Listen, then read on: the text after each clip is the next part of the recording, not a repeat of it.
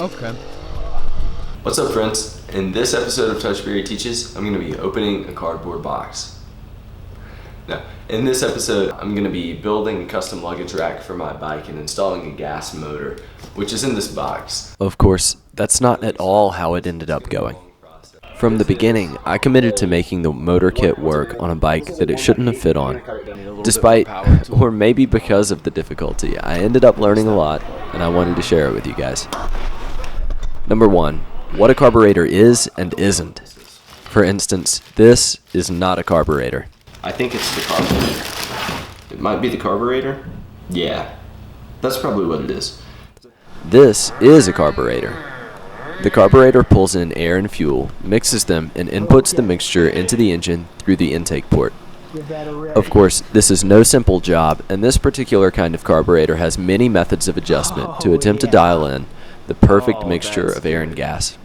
More info can be found in the website listed in the show notes. Number 2, the sunk cost fallacy is real. The definition of the sunk cost fallacy is continuing a behavior because of previous investments of time and money, especially when the costs outweigh the benefits when you should no longer pursue a project. With this project in particular, the longer Jack and I spent in the Hive Invention studio working on the project, the more effort we were willing to put in to make the system work. In reality, it was extremely unlikely, if possible at all, for us to get the motor to function on the wooden platform. Eventually, I realized that and bought a bike that was suitable for the motor kit. But if I had been more willing to change directions at the beginning, it wouldn't have cost us probably 60 hours into trying to make the other bike work. Number 3, don't let people on the internet talk you out of trying something. I've talked about this a bit before on the channel, but usually when doing research on something, there's a certain amount of people online that will try to scare you out of it. Like a professor teaching a freshman biology class. If you're not going to give this 1,000 hours a week, just go ahead and drop it.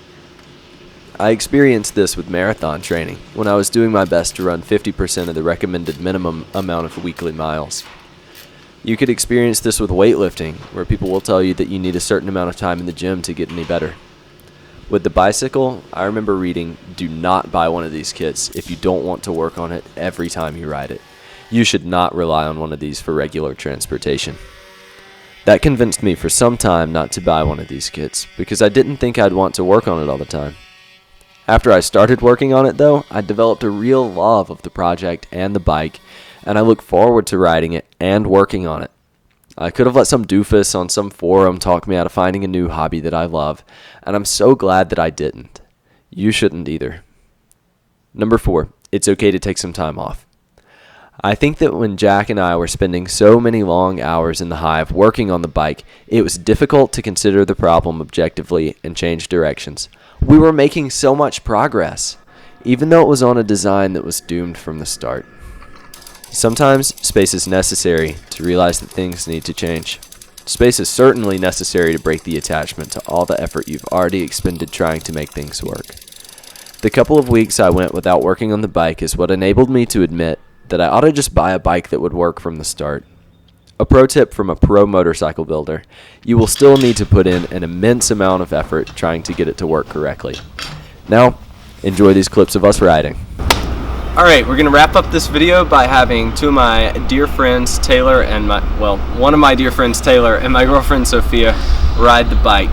First, I got to do a little teaching so that they know what does what. So.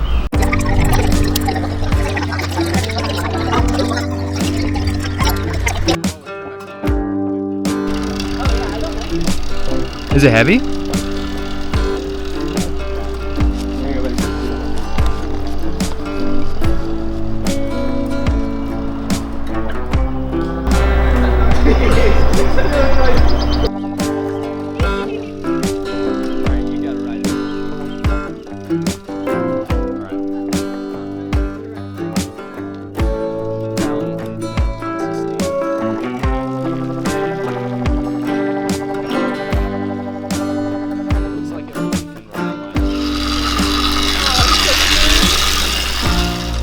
Hey, I'm here to pick up your daughter for our date.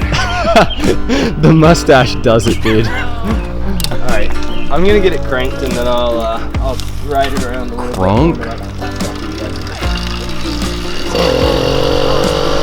got that hog. Bro's gone. Well, I know, you slept. We should just leave too. movie night goes Get in on. the car.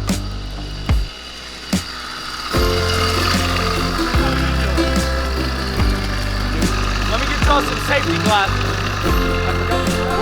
What do they keep you safe? Stop safety. I don't know. I would assume the helmet.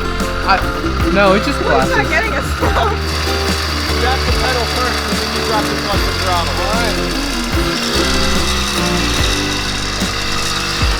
He's gonna stall it like that.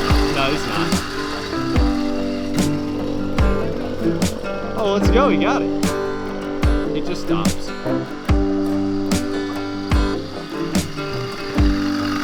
Yeah, I say we ended that in the Grand Prix. Well, before you want to brake, go ahead and clutch out. Be like, I'm gonna want to slow down in 100 feet. I'm gonna clutch out now. Okay, I didn't know if you were scared to fall over. I am. Do you want to push? No. Okay.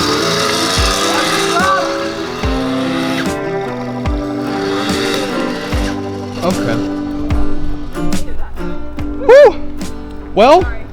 that Very sorry. almost ended for terribly.